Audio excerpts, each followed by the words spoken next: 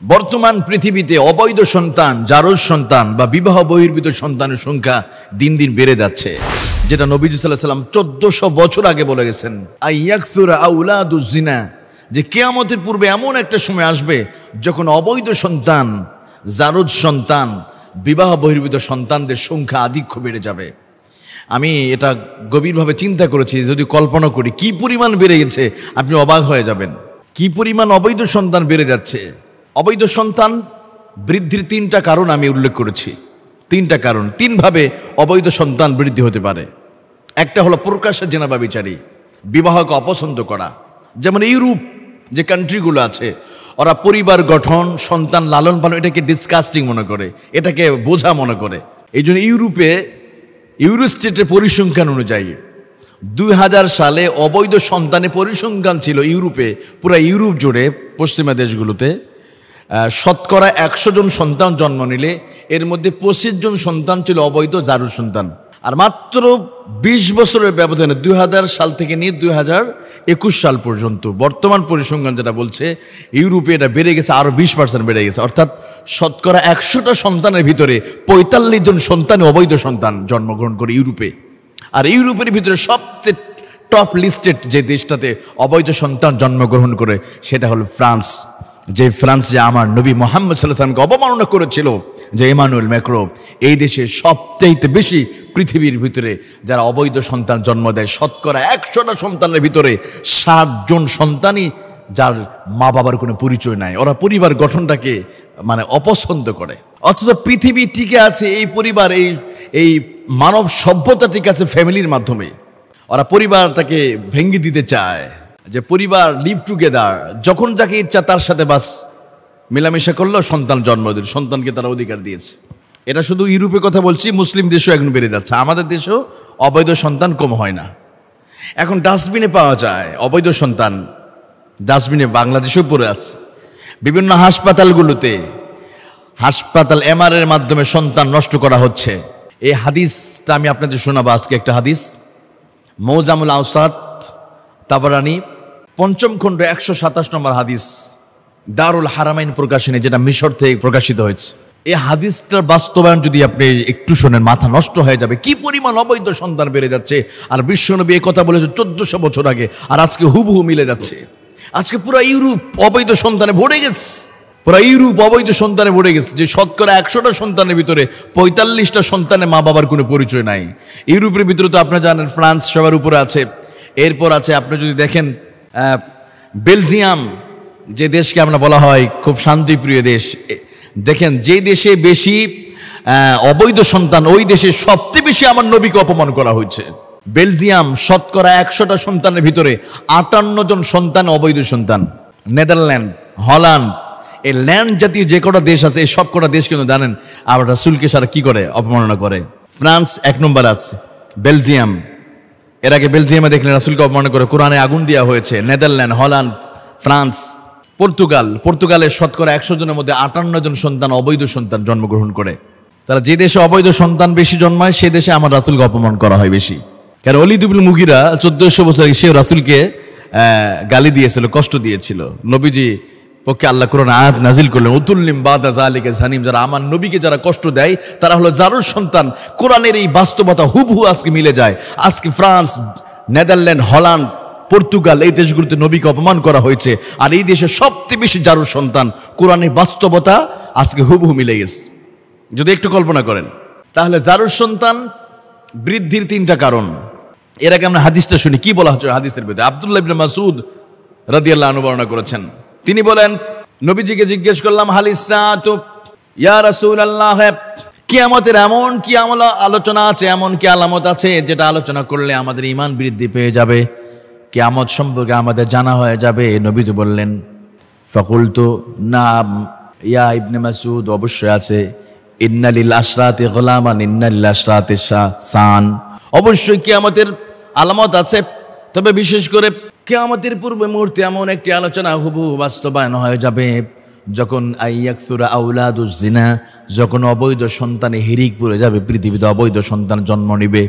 যখন অবৈধ সন্তানের জন্ম হবে, আইয়াকসুরা আউলাদুজ জিনা, বর্ণনাকারী আব্দুল্লাহ ইবনে মাসউদকে বর্ণনা করে। আব্দুল্লাহ ইবনে মাসউদ অহম মুসলিমন, তারা কি মুসলমান না? বলা হ্যাঁ তারা মুসলমান। ওই সময় কোরআনও থাকবে, তাহলে কেন এত জারু সন্তান হবে? বলা হলো আয়াতি আলান নাসি জামানুন ইতাল্লাকুর রাজুলুল মারআতু ইতাল্লাকুর রাজুলুল মারআতু সুম্মা ইয়াজহাদুহা। তখন এমন একটা সময় আসবে স্বামী স্ত্রীকে তালাক দিবে, এরপরও সে তালাককে অস্বীকার করবে। তালাক দেওয়ার পরে অস্বীকার করবে, তালাক দেওয়ার পরে অস্বীকার করবে, এরপর তারা মিলিত হবে। নবীজি বললেন ফাহুমা জানিয়ানি মা কামান, ফাহুমা জানিয়ানি মা কামান। তালাক দেওয়ার পরে যারা অস্বীকার করবে, যতদিন তারা মিলিত হবে ততদিন তারা জিনায় লিপ্ত হওয়ার গুনাহ তাদের আমল নামায় লেখা হবে। আর যে সন্তানগুলো জন্ম নেবে সেগুলো হলো অবৈধ সন্তান, জারজ সন্তান। তাহলে অবৈধ সন্তান কিয়ামতের আগে বেশি বেশি জন্ম নেবে। আজকের পৃথিবীতে দেখলে হুবহু দেখা যায় সব দেশে অবৈধ সন্তান বেড়ে গেছে। আমাদের বাংলাদেশেও অবৈধ সন্তান এখন ডাস্টবিনে পাওয়া যায়। কিছুদিন আগে ফ্ল্যাটে পাওয়া গেল, টয়লেটের ভিতরে পাওয়া যায়, নদীতে পাওয়া যায়।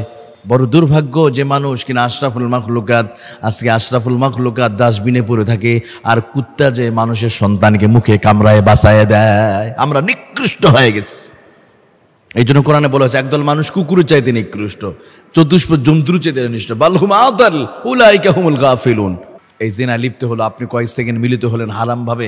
আজকে পাগলিরাও অবৈধ সন্তান জন্ম দেয়, রাস্তায় তারা ধরেও মানুষ ধর্ষণ করে।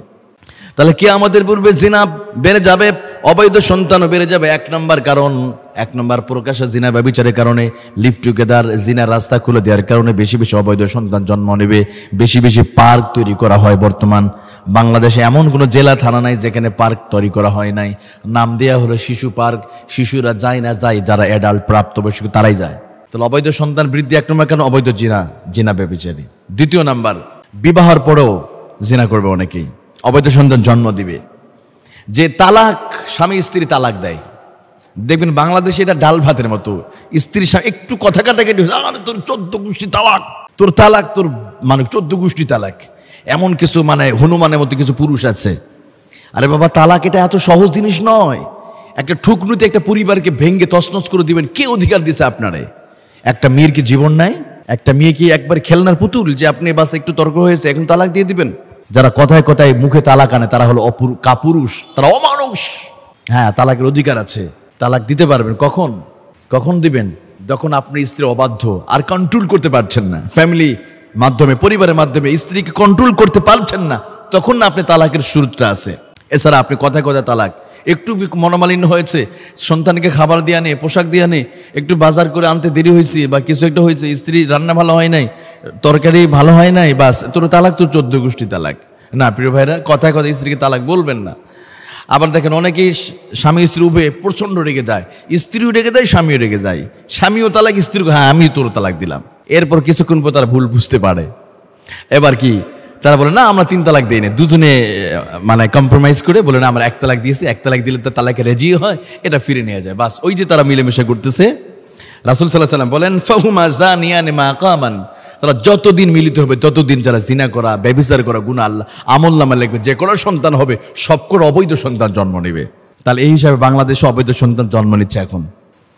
অনেকে গোপন রাখে, বলে না 3 তালাক দিয়ে ফেলছে, তালাক দিয়ে ফেলছে। আর তালাক দিতে গেলে একটু কোরআনে মাসলা জানতে হয়। তালাক দেওয়ার জন্য জ্ঞান না খেলে, তালাক এত সহজ নয় একদিনে দিবেন। আর তালাক মাররাতান, তালাক কোরআনে বলা আছে কি মাররাতান, 2 টুকরে আপনি তালাক দিন। তালাক দিতেও সময় লাগে। যদি কোরআন অনুযায়ী হাদিস অনুযায়ী তালাক দিতে যান, আপনাকে প্রায় 3 মাস 2 মাস সময় লেগে যাবে তালাক দিতে। আর আমরা এক বসেতে ঠাস ঠাস করে মেরে দেয়, তালাক এটা গোপন রেখে দেয়। না প্রিয় ভাইরা, কথা কথা তালাক বলবেন না। সে না আপনি স্ত্রী, ভুল তো হতেই পারে, সে তো প্লাস্টিক রোবট নয়, সে ভুল করবে, মানুষ কাদামাটির মানুষ, ক্ষমা করে দিবেন। ভুল করবে অনেকে। আমার কাছে অসংখ্য ফোন আছে, প্রতিদিন এই জাতীয় ফোনটা সবচাইতে বেশি। 3 নাম্বার, অবৈধ সন্তান বৃদ্ধির অন্যতম কারণ কুফরি করলে, শিরিক করলে, কুফরি করলে। যদি কেউ আল্লাহর বিধানকে অমান্য করে, কোনো পুরুষ ধরেন আল্লাহ কোনো হুকুম অমান্য করলো, কোরআনকে অপছন্দ করলো, কোরআনে কোনো বিধানকে অমান্য করলো, ভালো লাগে না। যেমন কোনো মেয়ে কোরআনে একটা আয়াতকে অপছন্দ করলো, একটা আয়াতকে অপছন্দ, সে কাফার হয়ে গেল, কুফরি করলো। যদি কেউ কুফরি করে, আল্লাহর হুকুমকে কুফরি করে, তখন সে কাফের হয়ে যায়। আর কাফের যখন হবে তখন কাফেরের সাথে একজন মুসলিম নারী বিবাহ হারাম। যখন কেউ কুফরি করে, আল্লাহ কোনো হুকুমকে অমান্য, যেমন রমজানের রোজা আসছে, এখন আরে কিসের রোজা, আমি রোজা টোজা থাকি না, রোজা আমি পছন্দ করি না, নামাজ পছন্দ করি না, ওই কুফর হয়ে গেল। ওর বউ তালাক, কোনো মুসলমান মেয়েকে সে বিবাহ করতে পারবে না। এ ধরনের কথা যে পুরুষরা বলে, আপনি একটু সাবধান হয়, সতর্ক হয়ে যান ভাই। যদি বলে থাকেন তওবা করে নেন, ইমানকে নবায়ন করেন। আবার নামাজ, কোরআনে কোনো বিধান, ইসলামে কোনো বিধানকে ভালো লাগে না, পড়তে পারেন এটা ভিন্ন বিষয়। নামাজ পারি না ভাই, পড়ি না, পড়তে পারিনি, এটা আমার ব্যর্থতা। কিন্তু নামাজকে অস্বীকার করা, রোজাকে অস্বীকার করা, যেমন মেয়েদের মধ্যে অনেকে পর্দা, দূর কিসের বোরকা, এইসব বোরকা আমি পছন্দ করি না, তাহলে মেয়েটা কুফরি করলো, সে বেঈমান হয়ে গেছে। এখন তার স্বামী তার সাথে ডিভোর্স হয়ে যায়, অটোমেটিকলি তাদের কি বিবাহ ভেঙে যায়। তো এখন এরপরও যদি সে সহবাস করে, ব্যভিচার করলো, যে কারো সন্তান সে কোনো অবৈধ সন্তান জন্ম নেবে।